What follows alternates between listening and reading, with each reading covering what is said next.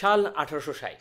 মানুষ তখনও তাদের বই কিংবা নথিপত্রগুলো হাত দিয়ে লিখছিল। অপরদিকে a man named Christopher Latham Sholes এমন একটা মেশিন বানিয়ে ফেলেছিল যা কিনা প্রমিস করছিল বদলে দেওয়ার পুরো রাইটিং ইন্ডাস্ট্রি। একটা লোহা কাঠের বাক্স হতে ডিজিটালাইজড হয়ে প্রথমে মেকানিক্যাল, এরপরে মেমব্রেন অ্যান্ড চিকলেট। শুরু থেকে কিংবা এখন পর্যন্ত প্রাইস টু পারফরমেন্সে মারাত্মক জাস্টিফাইড হওয়ার কারণে মেমব্রেন কিবোর্ডগুলো অনেক পপুলার। কিন্তু একটা সময় আসলো যেখানে মানুষ মেকানিক্যাল কিবোর্ডের যে ঠক ঠক ঠন ঠন সাউন্ডটা আছে এটার প্রতি তাদের এনথুজিয়াজম অনেক আইসা পড়ে, এবং এরই সাথে গ্রো হওয়া শুরু হলো মেকানিক্যাল কিবোর্ডের ইন্ডাস্ট্রি। শুরুর দিকে মেকানিক্যাল কিবোর্ডগুলো এত এক্সপেন্সিভ ছিল যে একটা মেকানিক্যাল কিবোর্ড কেনার চিন্তা করলে বাম পাশের কিডনিটাতে ব্যথা শুরু হয়ে যেত। কিন্তু সময়ের পরিবর্তনে যখন চাইনিজ ম্যানুফ্যাকচারাররা মেকানিক্যাল কিবোর্ডগুলো ম্যানুফ্যাকচারিং শুরু করলো, তখন আমরা দেখতে পাইলাম দামি দামি মেকানিক্যাল কিবোর্ডের ফিচারগুলো মাত্র 5 থেকে 6,000 টাকার কিবোর্ডগুলোতেও আইসা পড়ে। এমন এমন ফিচার আমরা দেখতেছি যেগুলো কোনোদিন আমরা 20 থেকে 25,000 টাকার কিবোর্ডগুলোতেও দেখি নাই। এভাবে কিবোর্ডগুলো এতই হাতের নাগালে চলে এসেছে যে আজকে আমাদের স্টুডিওতে লিংবাও MK75 এর মতন কিবোর্ডগুলো আইসা পড়ছে, যার দাম মাত্র 5,000 টাকা, এবং এই 5,000 টাকায় এটা কিছু এক্সেপশনাল অফার করতেছে। যেটা জানতে হইলে সম্পূর্ণ ভিডিওটা দেখতে হবে। আপনাদের সাথে আছে আমি লিও, এন্ড ওয়েলকাম টু ভয়েস। ভিডিওর শুরুতেই বললাম চাইনিজ ম্যানুফ্যাকচারাররা গেমে আসার পর বাজেটে এত ভালো ভালো কিবোর্ড পাওয়া যায়। এখন আপনার বাজেটটা যেটাই হোক না কেন, ওইখানে থেকে মাল্টিপল অপশন যেগুলো চুজ করতে গেলে মাথা হয়ে যায় নষ্ট। কিন্তু যেমনটা বললাম আজকের লিংবাওয়ের এই কিবোর্ডটা একটু ভিন্ন। এখন আপনার মনে স্বাভাবিকভাবেই প্রশ্ন আসতে পারে, আরে ভাই এটাতে কি এমন আছে যে এটাকে অন্য কম্পিটিটরদের থেকে ভিন্ন করতেছে? এটার মধ্যেও তো আমরা 5,000 টাকার অ্যারাউন্ডে যেসব কিবোর্ড গুলো আছে এবং ওইগুলোতে যেসব ফিচার থাকে এটাতেও তো ঠিক তেমনই ফিচার আমরা দেখতে পাই, যেমন পিভিটি কি cap, fully controllable RGB, prime mode, multilayer gasket. যদিও এটার গ্যাসকেট নিয়ে আমার মনের ভিতরে প্রশ্ন আছে। Fully plastic body, side light RGB, software support, এগুলো তো আমরা সব কিবোর্ডেই দেখি, বাট কেনই বা আমি এটাকে আমার ডেইলি ড্রাইভার হিসেবে নিছি? এন্ড দ্য রিজন ইজ এটার ডায়ালে ফিডব্যাক আছে। সাউন্ডের ফিডব্যাকটা এত জোস যে আপনি যতবার এই নবটাকে ব্যবহার করবেন আপনি এনজয় করবেন। নবের ব্যাপারে এখনই কথা বললে শেষ করতেছি না, ভিডিওর এক পর্যায়ে গিয়ে নব নিয়ে বিস্তারিত কথা হবে। তার আগে চলেন আনবক্সিংটা দেখে আসি। আনবক্সিং আসলে তেমন কিছু না। বক্সটা বাইরে থেকে প্রথমবার দেখলে মনে হবে যে না 5,000 টাকার বাজেট রেঞ্জের কিবোর্ডের বক্সই, আহামরি ওরকম কিছু না। বক্সটা খোলার পর যেটা দেখতে পারেন, প্রথমে একটা ডাস্ট কভার, পরবর্তীতে কিবোর্ড ম্যানুয়াল, পাবেন একটা কি ক্যাপ সুইচ পোলার, এরপর পাবেন একটা কয়েল কেবল। আর এটা আসলে গোল্ড প্লেটেড, অর্থাৎ আপনি যদি এটা স্বর্ণকারের দোকানে নিয়ে বেচেন তাহলে কিবোর্ডের দাম আপনি এমনিই পাওয়া যাবেন। জোকস অ্যাসাইড, যাই হোক, এরপর আপনারা পেয়ে যেতেছেন একটা মাইক্রো ফ্যাব্রিক ক্লথ, যার সাথে একটা ব্রাশও আছে কিবোর্ডটাকে পরিষ্কার করার জন্য, যেটাও এখন তো আমি কোনো কিবোর্ডে দেখি নাই। দুটা রিপ্লেসমেন্ট সুইচ পেয়ে যাবেন যেগুলো 5 পিন সুইচ, অর্থাৎ কিবোর্ডটা একটা 5 পিন বোর্ডওয়ালা কিবোর্ড। সেটা নিয়ে পরে কথা বলতেছি। আসেন একটু ডিজাইন এন্ড বিল্ড কোয়ালিটি নিয়ে কথা বলি। কি অবস্থা আসলে এটা? ডিজাইন ওয়াইজ কিবোর্ডটাকে আমি একদম নরমাল মিনিমালিস্টিক লুকিং এরকম কিছু বলতে পারতেছি না, কারণ এগুলার এজ গুলো হলো শার্প, সাইড গুলো রাউন্ড, এন্ড এই মেটাল নব এন্ড মেটাল যে হাউজিং আছে এটা দেখলে মোটেও মনে হয় না এটা কোনো সাধারণ কিবোর্ড, যার কারণে যারা মিনিমালিস্টিক সেটআপ করতেছেন তাদের হয়তো বা এটা একটু ব্যাঘাত ঘটাইতে পারে অ্যাস্থেটিক্যালি। কিবোর্ডটাতে 3 টাইপের অ্যাকসেন্টেড কিক্যাপ ব্যবহার করা হয়েছে, যেখানে আছে white, bluish grey and cyan colour. এই 3 কালারের কম্বিনেশনে দেখতে খুব একটা যে খারাপ লাগতেছে বিষয়টা তেমন না, কিন্তু প্রবলেমটা হলো কিক্যাপ গুলোতে যে লেজেন্ডস আছে এই লেজেন্ডস গুলো একটু বেশি বোল্ড, যার কারণে আমার কাছে একটু ক্লাটার্ড মনে হইতেছে কিবোর্ডটা ওভারঅল। এছাড়া প্রত্যেকটা কিক্যাপের উপর কিক্যাপ ফাংশন গুলো লেখা আছে, মানে FN ফাংশন গুলো লেখা আছে, যেগুলো আপনার লং টার্ম ইউজে বা রেগুলার ইউজে একটু হেল্পফুল হবে, বাট কিবোর্ডটার মিনিমালিস্টিক লুকটাকে এটা কিছুটা নষ্ট করতেছে, আমার পার্সোনালি এটা মনে হইতেছে। কিবোর্ডটার ডান দিকে যদি আমরা দেখি, ডান দিকে আমাদের ওই কাঙ্ক্ষিত নব রয়েছে, যেটা কিনা ইউজুয়াল নবগুলো থেকে কিছুটা বড়। ঠিক বাম পাশে একটা টগল সুইচ রয়েছে, মানে এটার যে ট্রাইমোড আছে ট্রাইমোডের মাঝে টগলের সুইচ রয়েছে, নিচে রয়েছে ইন্ডিকেটর লাইট গুলো। উপরের দিকে গেলে একটি USB ডঙ্গল রাখার জায়গা পাবেন, যেখানে USB ডঙ্গলটা খুব ভালোভাবে যে আটকে আছে আমি বলতে পারতেছি না। এই কিবোর্ডটা কেনার সাথে সাথে এর USB ডঙ্গলটাকে আপনার পিসিতে ভরে রাখা দেন, নাইলে যে কোনো সময় হারায় যেতে পারে। বাম দিকে আছে একটি টাইপ সি পোর্ট, এছাড়া ডানে বামে আর কোনো জায়গায় কোনো বাটন দেখতে পাচ্ছি না। ম্যাক, উইন্ডোজ, অ্যান্ড্রয়েডের টগল বাটনটা মিসিং, যার মানে হচ্ছে কিবোর্ডের মাধ্যমে এই মোডগুলো আপনার সুইচ করা লাগে। কিবোর্ডের পিছনের দিকে আসলে প্রথমে আপনার চোখে পড়বে এর দুইটা 2 স্টেপ ফ্লিপ ফিটস, যেগুলোর প্রত্যেকটার নিচে রাবার প্যাডিং রয়েছে, অর্থাৎ আপনার ডেস্কে কিবোর্ডটা থাকা অবস্থায় নড়াচড়ার চান্সটা কিছুটা কমে যাচ্ছে। এছাড়া কিবোর্ডটার পিছনের দিকে 4 কোণে 4টা রাবার ফিট আছে, অর্থাৎ আপনি যদি ফ্লিপ ফিটস গুলো ব্যবহার নাও করেন, এই রাবার ফিট গুলোর কারণে একটা ভালো লেভেলের কানেকশন বজায় থাকবে আপনার টেবিলের সাথে আপনার কিবোর্ডের। বিল্ড কোয়ালিটির কথা বললে এটা অ্যালুমিনিয়াম কিবোর্ডের মতন সলিড না হইলেও প্লাস্টিক বিল্ড কোয়ালিটি অনুযায়ী এটা যথেষ্ট প্রিমিয়াম এবং শক্তপোক্ত বলে মনে হয়েছে। এটাতে যদি কারোরে মারেন এটাও ভাঙবে, ওই মানুষও ভাঙা যেতে পারে। আনলাইক অ্যালুমিনিয়াম কিবোর্ড, মানুষ ভাঙবে কিন্তু কিবোর্ড ভাঙবে না, কিন্তু প্লাস্টিক মেড, এখানে একটু স্যাক্রিফাইস আপনার করতেই হবে। প্লাস্টিক কোয়ালিটি ম্যাট টাইপের, গ্লসি কোনো ফিনিশিং আমরা দেখতে পাইনি ওভারঅল বডিতে, এক্সেপ্ট পিছনের এই জায়গাটা। ওভারঅল বিল্ড কোয়ালিটি নিয়ে আমার অলমোস্ট কোনো ধরনের প্রবলেম নাই, জাস্ট এই ডিজাইন চয়েসটার বাদে আর কি। এই জায়গায় USB ডঙ্গলের পোর্টটা আমার কাছে একটু ভালো লাগে না, এটা হারায় যাওয়ার তীব্র সম্ভাবনা থাকে। কিবোর্ডটাতে ব্যবহার করা হয়েছে ডাবল শট, ডাবল ওয়াল, পিবিটি কি ক্যাপ, যেগুলো নন শাইন থ্রু কি ক্যাপস। এই বাজেট রেঞ্জে আমি আরো কিবোর্ড ব্যবহার করছি যেগুলোর কি ক্যাপ ম্যাটেরিয়াল পিবিটি হইলো এর থেকে লাইট। এই কি ক্যাপ গুলো ফর সাম রিজন আমার কাছে একটু হেভি মনে হয়েছে, যেটা কিনা আমার কাছে পার্সোনালি মনে হইতেছিল যে কি ক্যাপ গুলো এর নিচে থাকা সুইচ গুলোকে কমপ্লিমেন্ট করতেছে, আমি এখনই বলতেছি। এর ভিতরে সুইচ হিসেবে ব্যবহার করা হয়েছে লিওবগের লিনিয়ার টাইপের সুইচ গুলো, যে সুইচের অপারেটিং ফোর্স মাত্র 33 gram plus minus 3 gram, trigger stroke 1.5 millimetre plus minus 0.3 millimetre, total stroke 3.8 millimetre plus minus 0.3 millimetre. Company claim করতেছে লিওবগের এই ফ্লাওয়ার ফিল সুইচ গুলো 60 মিলিয়ন ক্লিক সার্ভাইভ করবে, কিন্তু এই জিনিসটা আমি মোটেও বিশ্বাস করি না, ফর নাও এট লিস্ট। কারণ পূর্বে আমার ব্যবহার করা অ্যাটাক শার্ক K86 এর সুইচ গুলো এত বাজে ছিল, সেগুলো প্রবাবলি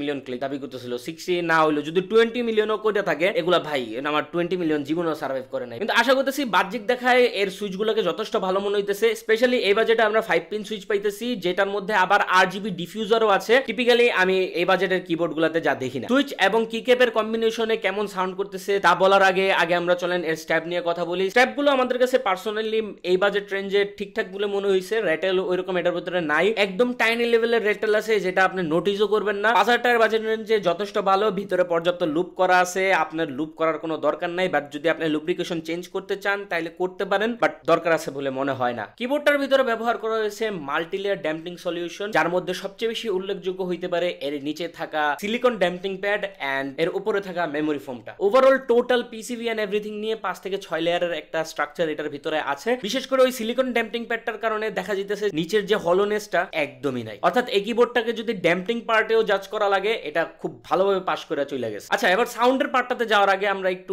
এর RGB এবং সফটওয়্যারটাকে নিয়ে কথা বলে নেই। এর ভিতরে সফটওয়্যার হিসেবে সেই পুরনো সফটওয়্যার, যেই সফটওয়্যারটা আমরা টিপিক্যালি সকল ধরনের চাইনিজ সফটওয়্যার সাপোর্টেড কিবোর্ড গুলোতে দেখে থাকি, ঠিক সেই সফটওয়্যারই এটার ভিতরে আছে, জাস্ট এটার সাথে কম্প্যাটিবল আর কি। এরকম সফটওয়্যারটার ভিতরে আপনি বিভিন্ন ম্যাক্রো ফাংশন প্লে করতে পারবেন, RGB ব্রাইটনেস কমাতে বাড়াতে পারবেন। On the topic of RGB, কিবোর্ডটার ভিতরে 16 মিলিয়ন কালার RGB ব্যবহার করা হয়েছে, যেগুলো সাউথ ফেসিং RGB। RGBর ব্রাইটনেসটা যথেষ্ট ব্রাইট, বিশেষ করে এই সাদা কালারটার ভিতরে অনেক ব্রাইট দেখা যায়। ব্ল্যাক কালারটা ইউজ করলে যেহেতু ব্ল্যাক কালার খেয়ে ফেলে, সেখানে আপনার কাছে একটু RGBটাকে একটু ডিম মনে হইতে পারে, বাট 2-3 দিন পর এমনি তো আপনি RGB বন্ধ করে থুয়ে দিবেন। এছাড়া কিবোর্ডটার সাইডে সাইড লাইট RGB আছে, যেটা কিনা সফটওয়্যার দ্বারা কন্ট্রোল না করতে পারলেও কিবোর্ডের ফাংশন কিগুলো দিয়ে আপনি এর সাইডের RGB কালারটা চেঞ্জ করতে পারবেন, মোড চেঞ্জ করতে পারবেন, ইত্যাদি করতে পারবেন। যে জিনিসটা আপনি আরো সফটওয়্যার ছাড়া করতে পারবেন না, এই কিবোর্ডটাকে আপনি মিউজিক সিং সফটওয়্যার ছাড়া করতে পারবেন না। এন্ড অবভিয়াসলি কিবোর্ডটা আপনার ডাইরেক্টলি কানেক্টেড থাকতে হবে পিসির সাথে। মিউজিক সিঙ্কিং এর সময় 2.4 গিগাহার্টজ ডঙ্গল দিয়ে এই কাজটা করা যায় না, এন্ড এই কাজের জন্য অবশ্যই আপনার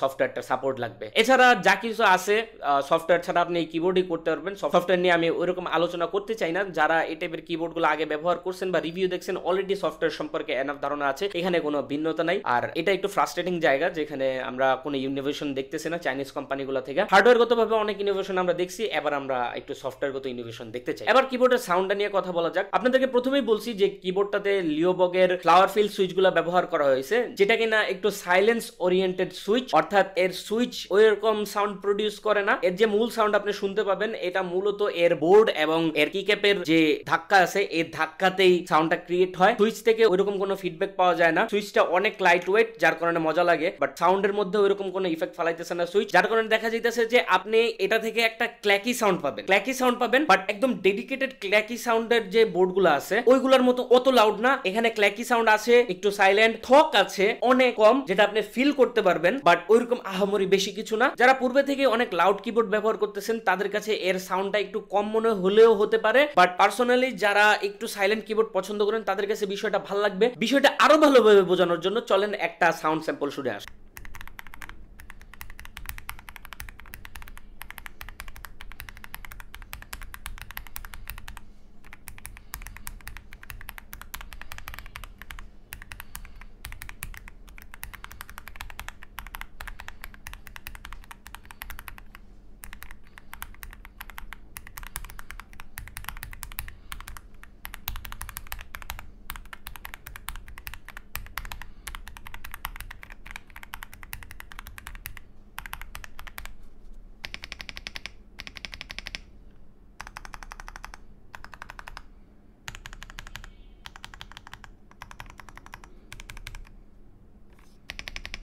কিবোর্ডটা সাউন্ড স্যাম্পল শোনার পর আশা করি বুঝতে পারছেন এটা সাউন্ডটা কেমন, আপনার মনের মতো কিনা বা আপনার ভাইয়ের মনের মতো কিনা, আপনার ঘরের কারো মনের মতো কিনা হয়তো বা বুঝতে পারছেন। যাই হোক, দেখতে দেখতে আমরা ভিডিওর প্রায় শেষের দিকে চলে আসছি। যে কোনো প্রশ্ন থাকলে আপনি কমেন্ট বক্সে করে ফেলেন, সর্বোচ্চ চেষ্টা করবো রিপ্লাই দেওয়ার। ভিডিওর এই পার্টে নবটা নিয়ে কথা বলা যাক, যেটা ছিল আমার এই কিবোর্ডটা নেওয়ার পেছনের মূল কাহিনী। কিবোর্ডটা যখন প্রথম বক্সে থেকে খোলা হয় এন্ড আমি প্রথমবার দেখি, আমি এটার সাউন্ড সম্পর্কে কোনো ধারণা ছিল না, কোনো কিছু সম্পর্কে ধারণা ছিল না, জাস্ট এই নব। এখন নবের সাউন্ড তো আছেই, যেটা আপনারা অলরেডি শুনতে পেয়েছেন। এই নবটা জাস্ট এই সাউন্ডই দেয় না, এর পাশাপাশি এতে বিভিন্ন ফাংশনালিটি আছে। যেমন এই নবটাকে যদি আপনি চাপ দিয়ে ধরে রাখেন তাহলে এটা আরজিবি কন্ট্রোল মোডে চলে যাবে, যেখানে আপনি যদি এই নবটাকে ঘোরান তাহলে এর যে আরজিবির ব্রাইটনেস আছে এটা কমবে বাড়বে, প্লাস এটাকে যদি আপনি এইভাবে একটা চাপ দেন তাহলে এর আরজিবি মোড গুলা চেঞ্জ হবে। আবার যদি এটাকে চাপ দিয়ে ধরে রাখেন, এটার যে আসল ফাংশনালিটি আছে ভলিউম কমানো বাড়ানো, সেই ফাংশনালিটিতে চলে যাবে। এছাড়া এটার মধ্যে আহামরি আর কোনো স্পেশাল কিছু নাই, সাইডে এই লিভারটা বাদে, যেটা কিনা এই ওভারঅল ডিজাইনটাকে একটু কমপ্লিমেন্ট করতেছে, দেখতে একটু বেশি ফিউচারিস্টিক লাগে। এবার পালা যে জিনিসটার জন্য আপনারা অপেক্ষা করতেছিলেন, আমার ইউজার রিভিউ। আমার কাছে কেমন মনে হয়েছে বা কেন আমি এই কিবোর্ডটা নিয়েছি। দেখেন, কিবোর্ডটা যখন আমি প্রথমবার নিছি ভাই, কিবোর্ডটা সম্পর্কে আমার কোনো ধারণা ছিল না। এটার ভিতরে যে এত কিছু আছে, এটা যে এরকম ভ্যালু ফর মানি, আমার কাছে এরকম কোনো ধারণাই ছিল না। দ্য রিজন আমি এটা নিছি জাস্ট এটাই, এটা ছাড়া আর কোনো রিজন ছিল না ভাই। এটা অনেক ভালো লাগছে, নিয়ে নিছি। আপনি তো আর এমনি নিবেন না। এখন আমি আপনার বলি, এটা আমি কেনার পর আমি কি বুঝতে পারছি, এটার অপারেটিং ফোর্স অনেক কম। এটা আমার কাছে ভালো লাগে, যে জিনিসে সত্যি কম খরচ করা লাগে ওই জিনিসটা আমার কাছে ভালো লাগে। এর মানেই না যে আমি লেজি। এখন অনেক জায়ান্ট আছেন তারা 50-55 গ্রামের সুইচ ব্যবহার করেন, আমি তাদের মতো না, আমি ভিন্ন। এর কি ক্যাট ভালো quality, decent quality, sound silent, হালকা ক্ল্যাকি, হালকা থকি, একটা নিউট্রাল সাউন্ড প্রডিউস করতেছে। আমার ভালো লাগছে, আমি নিছি। যদিও ভালো লাগছে আর কি নেওয়ার পরে। এর ডিজাইন নব ভালো লাগছে তাই নিছি। 4000 mAh এর ব্যাটারি আছে। আরজিবি যদি পুরোপুরি অল টাইম অফ রাখেন মোটামুটি সপ্তাহখানিক ব্যাকআপ দিয়ে দিবে। আরজিবি অন থাকলে 3 দিন ব্যাকআপ দিতে পারে। সফটওয়্যার দিয়ে যদি অল টাইম আরজিবিটা অন রাখেন তাইলে হয়তো বা ব্যাকআপটা একটু মোটামুটি ভালো কমতে পারে, 2 দিনও আইসা পড়তে পারে। এটার সফটওয়্যার বাদে আর এই ডঙ্গলের পজিশন বাদে মোটামুটি সবকিছু আমার কাছে ভালো লাগছে। এটা একটা ডিসেন্ট ভালো কিবোর্ড। এখন আপনি নিবেন কি নিবেন না এটার ডিসিশন আমি দিচ্ছি না ভাই। ভালো লাগলে আপনি নিয়ে নেন, আর না ভালো লাগলে নেওয়ার দরকার নাই। বাট একটা জিনিস বলতে পারি, যদি পসিবল হয় শপে যায় একবারে সামনাসামনি দেখে নেন, তাহলে আপনার যে ডিসিশন মেকিং এর প্রবলেমটা আছে এটা একদম সুন্দরভাবে কাইটা যাবে। আর পার্সোনালি আমি এই বিষয়টা অনেক সাপোর্ট করি, নিজে যায় দোকানে গিয়ে কিবোর্ডটা দেখা কিনা। বাট পসিবল না হলে আপনি অনলাইন থেকে নিয়ে নিতে পারেন। আমার কাছে মনে হয় না এই কিবোর্ডটা কেনার পর আপনি রিগ্রেট করবেন, ইভেন যদি এটা আপনার ফার্স্ট কিবোর্ড হয়। আর আজকের মতন আমি এখান থেকে বিদায় নিতেছি। সাবস্ক্রাইব করে রাখেন। ভয়েডের পর্দায় অন্য কোনো ভিডিওতে আপনাদের সাথে দেখা হয়ে যাবে ইনশাআল্লাহ। আল্লাহ হাফেজ।